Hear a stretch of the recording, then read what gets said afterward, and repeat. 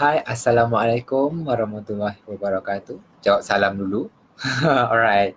So, saya Syafiq dari Rooms, service provider untuk bilik sewa premium Kuala Lumpur. Alright. So, hari ini hari Selasa 15 Oktober 2019 dan tajuk live saya yang saya akan cuba sampaikan malam ni adalah berkenaan dengan jeng berkenaan dengan LPPSA.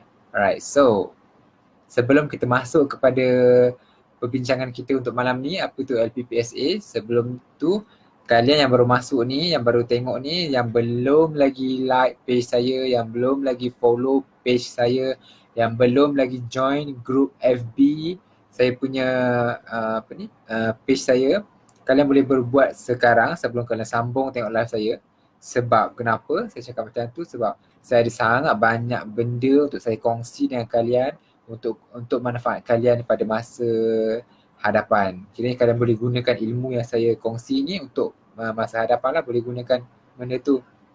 Alright, so berkenaan dengan LPPSA. Apa tu LPPSA? Alright, so nama panjang LPPSA adalah Lembaga Pinjaman Perumahan Sektor Awam. So kiranya dia macam bank lah, kiranya bertindak sebagai bank kepada penjawat awam. Okay, faham Kalau orang yang kat luar nama dia bank biasa, tapi yang LPPSA ni dia bank untuk penjawat awam. Right, bank bagi pinjaman rumah lah, bukan personal loan kereta semua tu. Alright, so kita masuk teruslah tajuk ataupun poin kita yang pertama. Alright. So biasanya kalau kita buat pinjaman rumah, biasanya kalau student saya akan tanyalah, kalau student saya yang kerja government, macam saya pun kerja government juga. So saya akan tanyalah mereka, saya tanya nak buat loan app, kalau mereka tanya sesuai tak dia nak buat loan LPPSA sekarang, maksud dia nak beli rumah, nak guna loan LPPSA sekarang. So soalan pertama yang saya akan tanya, biasanya rumah yang dia nak beli untuk menggunakan loan LPPSA itu rumah yang keberapa. Okay, so kalau rumah yang pertama saya tak syorkan guna LPPSA, ataupun yang kedua, kenapa? Korang cari sendiri boleh. Tu. Tapi kalau korang nak tahu, korang boleh komen kat bawah cakap nak. Kalau ada orang komen nak, saya share lah. Kalau orang tak ada orang komen, saya tak beritahu lah kenapa. Right, so kalau kalian nak tahu, kalian komen nak kat bawah Right, jadi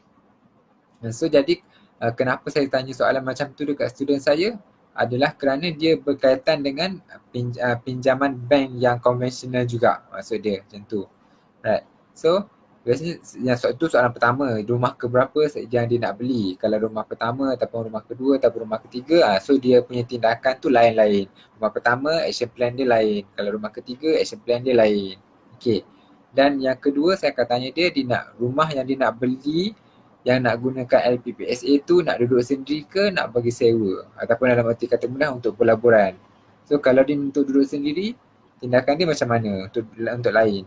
So kalau dia nak bagi sewa, sesuai ke tak guna loan LPPSA tu. Okay, macam tu. So kalau kalian nak tahu, kalian komen dekat bawah cakap nak. So kalau nak, nanti saya bagi tahu. Siapa yang komen je lah. Kalau tak ada orang komen ataupun kalian tak komen, saya tak bagi tahu lah kiranya.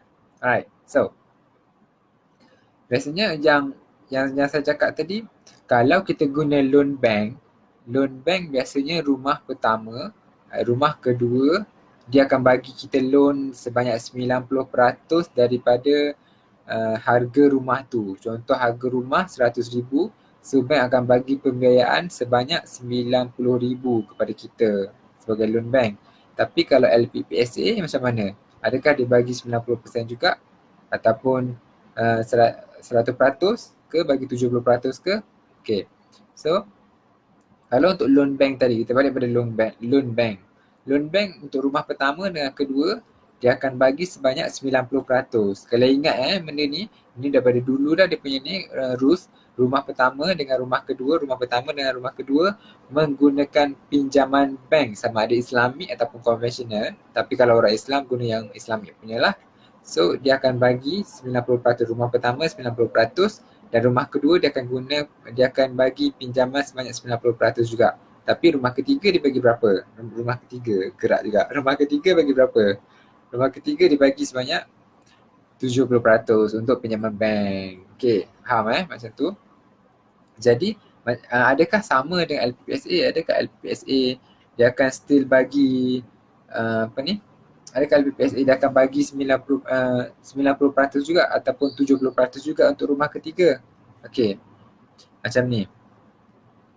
Dia untuk rumah pertama, dia LPPSA, pinjaman LPPSA biasanya rumah pertama dia akan bagi loan 100%. Okey. Dia bukan pinjaman rumah pertama sebenarnya. Dia macam ni. Kalian kena faham konsep. Okey. Kalian kalau boleh lagi macam ni saya akan terangkan balik. Pinjaman menggunakan LPPSA yang pertama dia akan bagi loan 100%. Okey, macam tu. Dia tak semestinya rumah ke-10, ke-11. Kalau rumah tu adalah rumah yang menggunakan pinjaman LPPSA yang pertama, dia akan bagi loan 100%. Jelas kat situ Okey. So kalau kalian tak jelas, kalian boleh komen. Nanti saya akan explain balik. Okey, jadi untuk rumah pertama, dia akan untuk rumah pertama menggunakan loan LPPSA, yang pertama kali menggunakan loan LPPSA, dia akan bagi loan sebanyak 100%. Jadi katakan rumah kedua, rumah ketiga berapa nak bank nak bagi. Okey, untuk rumah kedua, untuk LPPSA, bank rumah kedua menggunakan pinjaman LPPSA. Okey, faham konsep tu. Adalah sebanyak 80% ataupun 90% macam tu. Kalau saya tak salah 80% sahaja. 80%. Alright, jadi macam mana kalau kita nak dapatkan loan maksudnya nak buat loan rumah banyak, nak beli rumah banyak tapi still nak gunakan LPPSA. Alright. So strategi dia macam ni yang saya akan ajar. Kalau kalian penjawat awam, kalian boleh gunakan rumah pertama dengan rumah kedua tu menggunakan loan bank. Okay. Loan bank sebanyak rumah pertama 90%, rumah kedua 90%.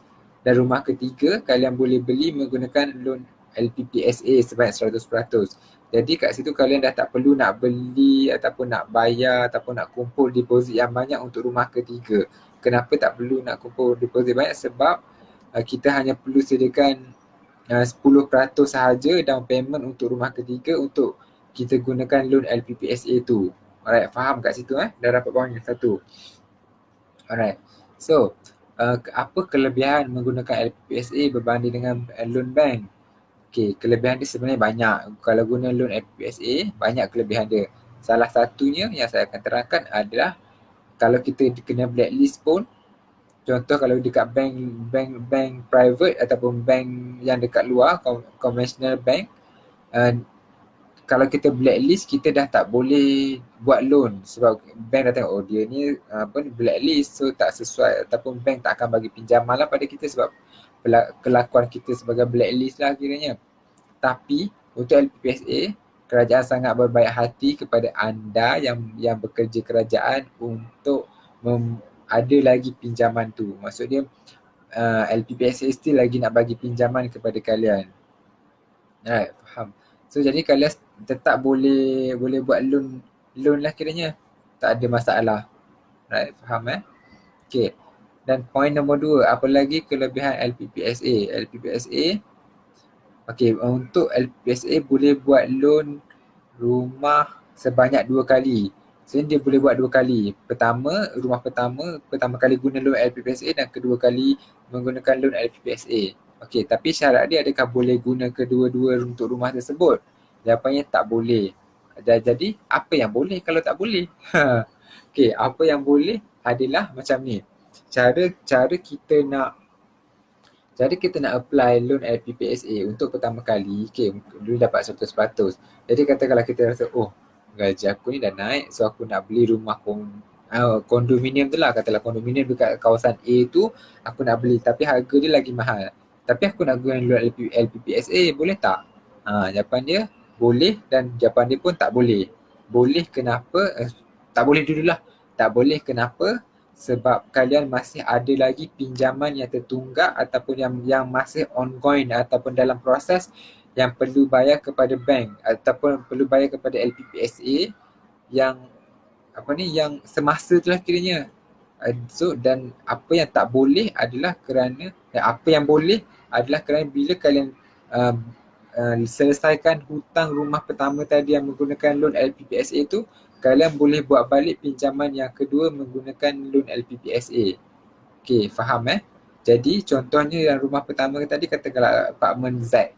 So apartmen Z kita dah rasa dah tak nak duduk dah. So kita jual lah rumah tu ataupun sama ada kita boleh jual ataupun kita boleh uh, refinance tapi dengan menggunakan bank yang luar. Contohnya Maybank, CIMB semua tu. So kalau bank-bank tu nak bagi kita loan, kita boleh refinance rumah tu ataupun kita boleh kiranya kalau sekarang kita bayar pada LPPSA, lepas tu kita bayar kepada bank lah kiranya. Alright, faham kat situ. Jadi lepas daripada tu bank untuk apartmen Z tu kita hanya bayar pada bank CIMB lah, lepas tu kita dah tak perlu bayar LPPSA sebab sekarang CIMB yang membiayai rumah kita tu. Okay, jadi bila CIMB dah membiayai rumah kita, jadi loan kita dengan LPPSA dah tak ada lah masa tu. Jadi masa tu kita dah boleh guna balik loan LPPSA tu, kuota tu untuk beli apartmen A, kondominium A yang kita nak tadi tu. Okay, faham? So jadi apa yang konsep mudah dia adalah kita selesaikan dulu hutang rumah pertama yang menggunakan loan LPPSA.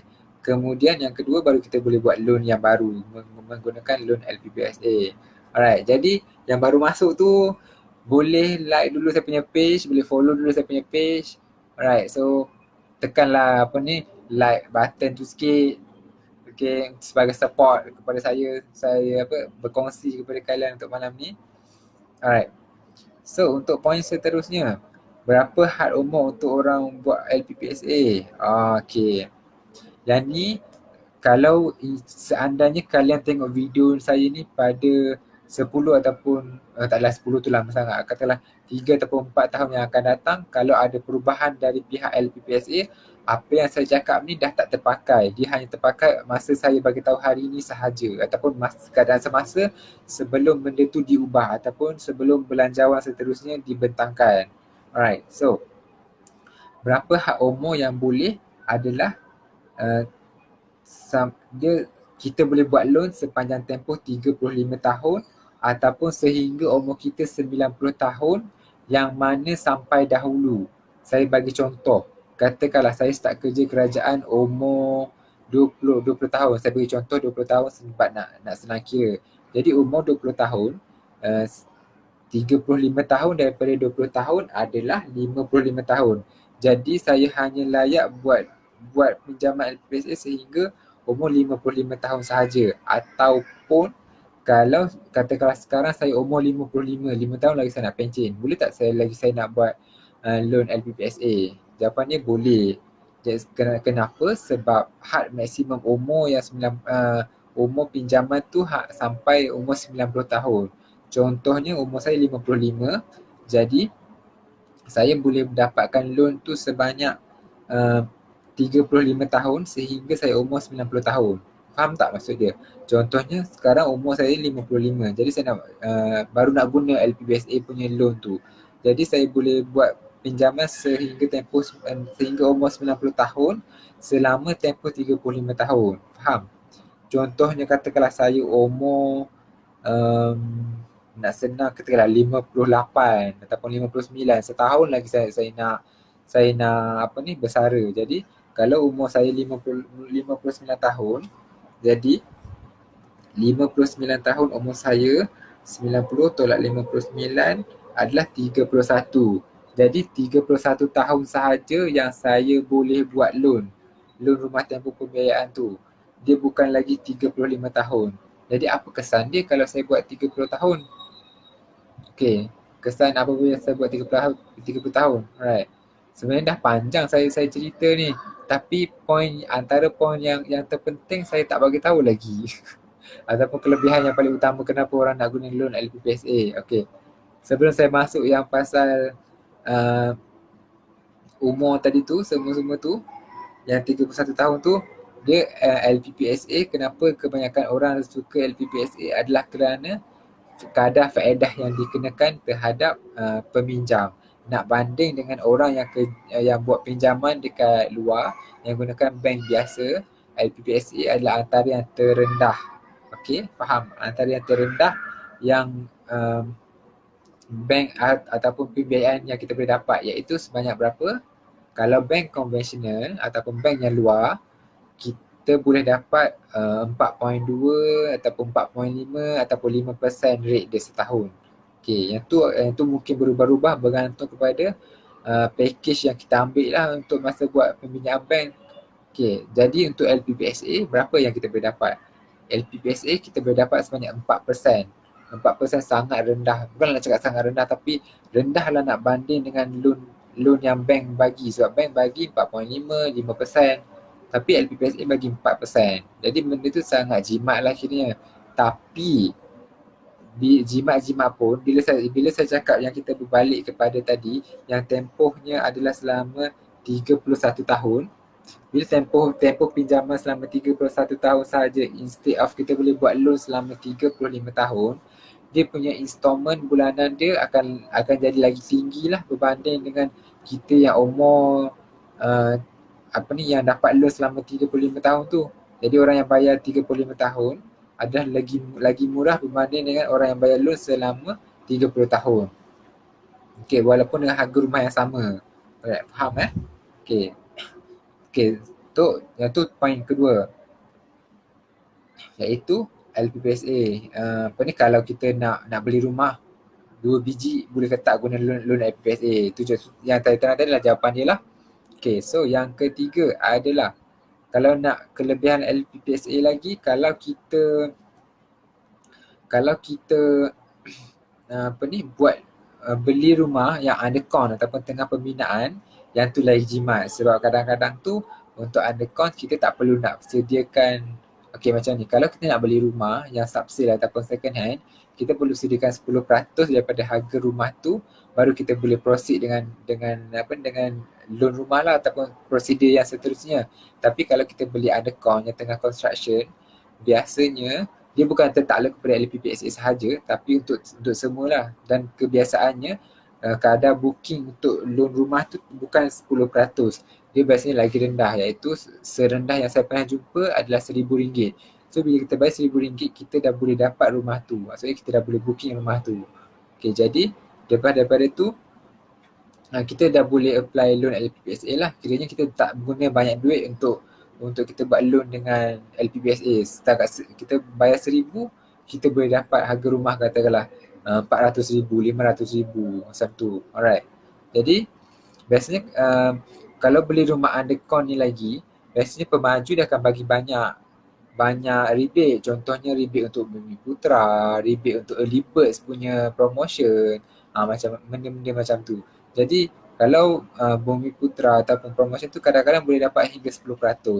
Jadi katakanlah rumah tu RM400,000, so dapat 10% rebate, dah dapat lagi RM40,000 cashback daripada harga rumah tu. Jadi harga rumah sebenarnya hanyalah RM360,000 sahaja. So menarik kan kalau beli rumah guna LPSA undercon kan? Alright. Okay. Dan poin yang seterusnya adalah dengan takaful. Kalau kalian cek, yang sebelum saya pernah cek untuk takaful, kalau kita beli loan beli rumah menggunakan loan bank biasa, ada bank yang offer takaful pada kita, dia tak offer penuh. Dia tak offer 35 tahun. Macam rumah saya yang sebelum ni, saya dapat loan selama 35 tahun tempoh dia. Kiranya panjang lah kiranya masa saya beli rumah tu. So 35 tahun. Tapi bila saya cek balik dalam tu takaful dia cover berapa lama. Okay, so dia tak cover sepenuhnya. Yang untuk saya tu dia cover 10 tahun sahaja. Ada orang dia cover lagi sikit, ada orang dia cover lagi banyak. Tapi untuk loan rumah yang saya buat tu, bank hanya cover saya selama 10 tahun sahaja. Jadi kalau saya meninggal lepas 10 tahun, apa yang nak buat? Siapa yang nak bayar rumah tu kalau saya beli rumah mahal-mahal? Okay, yang tu tajuk tu saya akan kongsikan untuk tajuk live seterusnya. Ataupun kalau saya rasa saya nak kongsikan dalam grup FB saya je, saya kongsikan dekat situ je. Jadi kalau korang yang tak follow saya punya grup FB tu, kalian tak dapatlah tahu apa yang nak buat lepas 10 tahun kalau kalian meninggal. Kalian kena ingat satu benda buat loan 10 tahun, kalau dapat takaful 10 tahun, kalau kalian meninggal lepas tu, kalau family members tak mampu nak bayar, rumah tu kena lelong tau. Jadi kalau kata isteri kita yang duduk dalam rumah tu, anak kita yang duduk dalam rumah tu, kalau mereka tak bekerja, mana mereka nak dapat duit? Ataupun mana mereka nak mana mereka nak mampu nak bayar kalau kita seorang yang bekerja, tiba-tiba kita meninggal, isteri kita kena kerja lain. Kerja pun katakanlah rumah bayar sebulan 2,000 pada bank. Pada bank lah, pada bank. Jadi kalau dia kerja tu gaji pun 2,000, takkan duit gaji tu nak bayar rumah je, mesti dia nak guna makan untuk minum semua tu. Jadi kat situ takaful sangat penting. Faham? Takaful yang cover period kita tu, tempoh pembiayaan kita tu yang sangat penting sebenarnya. Jadi kalau kalian nak tahu seterusnya, nanti follow saya punya FB group, nanti saya share dalam tu. Okay. Alright. Lagi kalau yang tu untuk takaful loan bank. Kalau takaful untuk LPPSA, berapa lama dibagi? Yang saya check minggu lepas, yang saya try key in semua tu, bank bagi sebanyak bank cover kita punya pinjaman tu selama 35 tahun. Yang saya check lah, untuk bila saya key in saya punya kelayakan tu, bank bagi saya selama 35 tahun lah saya punya coverage untuk saya punya loan tu lah. Alright, faham? Okay, so tu adalah 4 poin yang saya boleh share. Kenapa 4 poin yang saya boleh share tentang LPPSA lah, kelebihan ataupun kepentingan LPPSA. Poin pertama adalah duduk sendiri ataupun untuk invest tadi yang saya cakap, yang bank bagi loan 90%, 70%, 100% yang tu. Dan poin yang kedua, apa syarat rumah untuk LPPSA kalau kita nak beli 2 kali rumah tu. Okay. Poin ketiga adalah rumah undercount, dia punya deposit serendah berapa. Dan poin yang keempat adalah tentang takaful. Alright. So, ada lagi soalan yang saya terima. LPPSA sekarang dia kalau hutang banyak pun still boleh ke nak buat loan? Okay, soalan dia macam ni, saya jelaskan. Katakanlah dalam slip gaji dia tu dah ada banyak loan.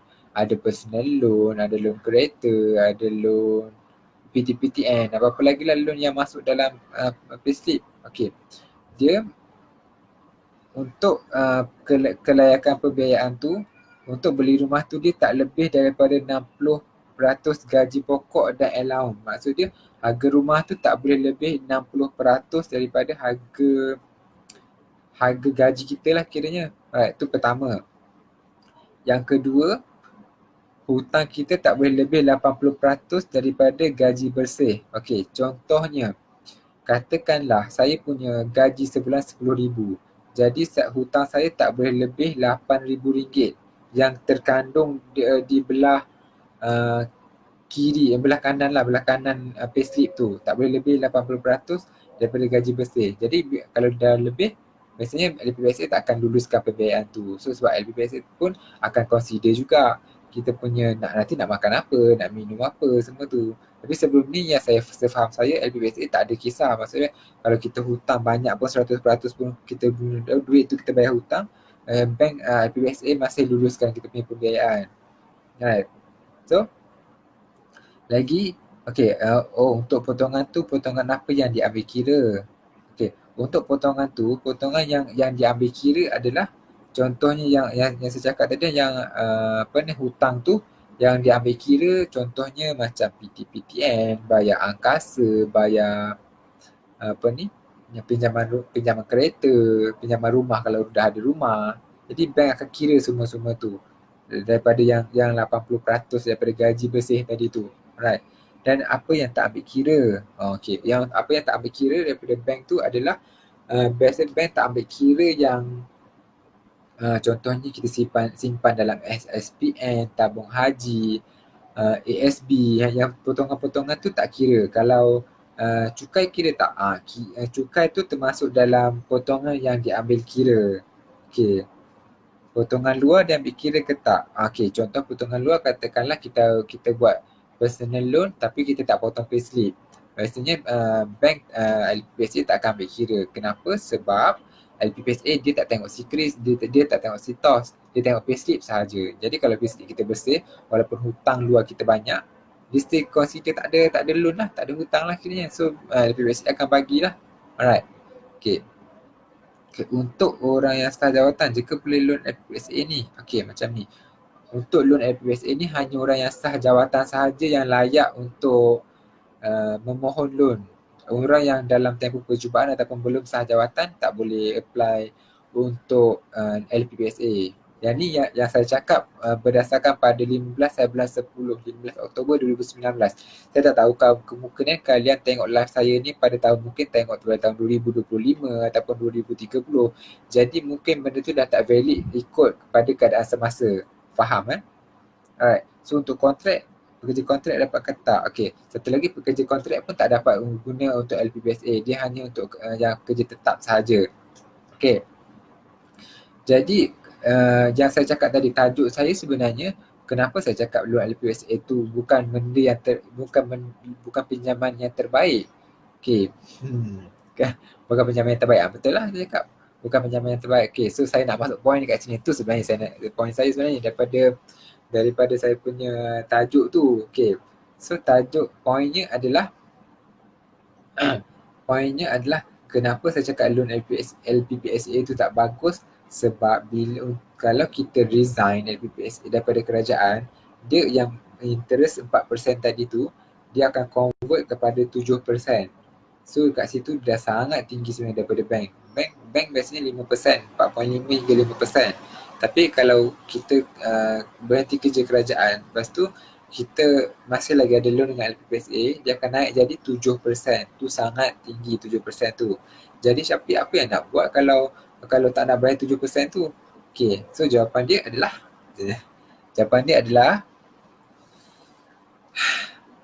okay, saya beritahu jawapan dia. Macam besar jawapan dia kan. Okay, so jawapan dia adalah pertama, sama ada kalau kalian ada cash, kalian boleh bayar rumah tu secara cash. Jadi dah tak ada apa-apa loan dengan LPPSA. Yang kedua adalah refinance, yang macam saya cakap tadi tu, yang poin nombor 2 tadi, iaitu yang syarat rumah kalau dia nak dapatkan rumah LPPSA yang kedua. Okay, menggunakan loan LPPSA yang kedua. Jadi yang ni pun sama juga. Maksud dia refinance, maksud dia cari bank, mana-mana bank yang sanggup nak bagi dia loan. Tu katakanlah Maybank, kau nak bagi tak aku loan untuk rumah ni? Dia cakap, boleh lah. So jadi Maybank akan pinjamkan duit tu atau pinjamkan rumah tu, bagi pinjaman perumahan pada kita, dan kita tutup LPSA punya loan tu. Jadi kita bolehlah bersara dengan tenang tanpa perlu memikirkan 7% dia punya interest rate tu. Okay. So itulah adalah antara dua cara yang boleh kita gunakan kalau kita kerja government tapi kita nak resign dan kita tak nak bayar 7% tu kepada bank dengan yang ada kepada bank, kepada LPSA dengan interest rate yang sangat tinggi. Okay, so kalian faham apa yang saya kongsi tadi. Right, so kalau kalian yang baru masuk, kalian boleh like dulu saya punya page, boleh follow saya punya page, dan saya boleh join saya punya FB group. Dalam tu saya akan share benda-benda yang sangat bermanfaat tentang perumahan, sebab saya expertise saya sebenarnya dalam rumah sewa sebenarnya, tapi saya share jugalah apa yang saya tahu. Okay, so kalau tanya rumah sewa saya boleh jawab lah sebenarnya. Right, so kalau kalian rasa share ni bermanfaat, kalian boleh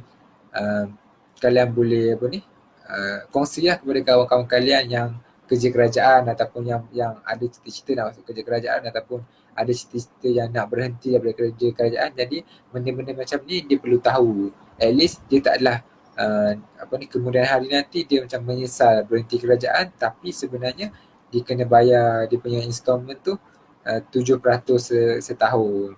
Okay, so faham dekat situ saya punya ni. Kalau ada apa-apa komen atau ada apa-apa pendapat yang kalian tak faham, kalian boleh drop komen kat bawah, nanti saya akan cuba balas balik.